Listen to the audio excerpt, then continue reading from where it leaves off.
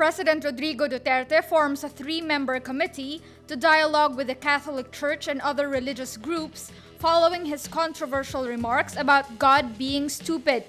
Presidential spokesperson Harry Roque says it seeks to lessen the rift between the government and the church. The members of the committee are Roque, Foreign Undersecretary Ernesto Abella, and Pastor Boy Saicon. Saicon, a political operator, has been tasked with reaching out to the Catholic Bishops' Conference of the Philippines, or CBCP. Duterte called God stupid last Friday, but also continued his rants against God and the Apostles Monday. Tribuhin ninyo, your God is not my God. Your God is stupid. My God is perfect. And nasa perfect concept. And even itong Last Supper, who are the idiots there? Basta na lang ginawang santo, ito ang mga to sa painting. Roque also seeks to appease outrage over Duterte's statements, saying the president is only human. The spokesman adds, "Let us accept what the president said in the context of these freedoms," referring to the freedom of expression. He advises church leaders not to be onion-skinned.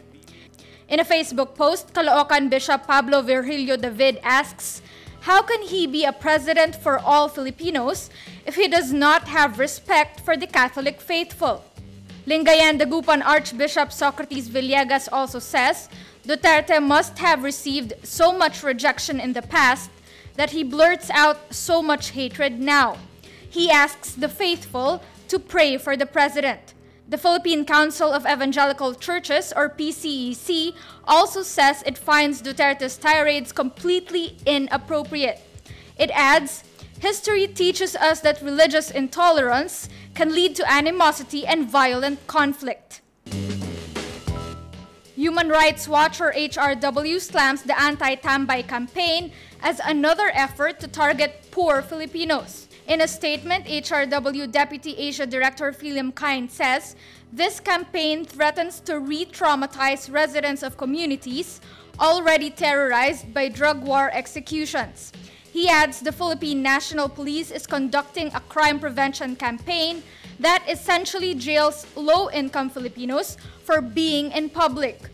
More than 3,000 people were arrested in Metro Manila for violating local ordinances on public smoking, public drinking, and curfews. The anti-tambay drive became controversial with the death of 25-year-old Genesis Tisoy Argoncillo. The Philippines' Commission on Human Rights says vagrancy is not a crime. It was decriminalized through Republic Act 10158, signed in 2012 by former President Benigno Aquino III.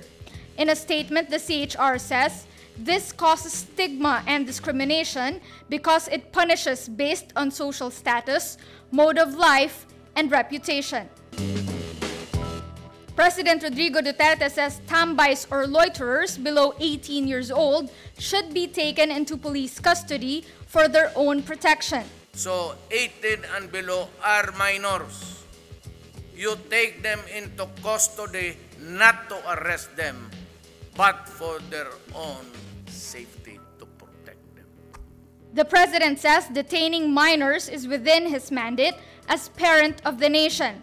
This empowers the state to intervene and act as guardian or parent of a citizen in need of protection. Citing a social weather stations or SWS survey, Duterte says around 1.5 million families fell victim to common crimes during the first quarter of 2018. 1 million? Ipagpalit mo dyan sa putang inang mga tambay dyan na naghihintay lang? The president says his orders against tambay stand unless the Supreme Court intervenes. Myanmar's military says it, quote, purged Major General Mong Mong So, the former head of the Western Command in Rakhine.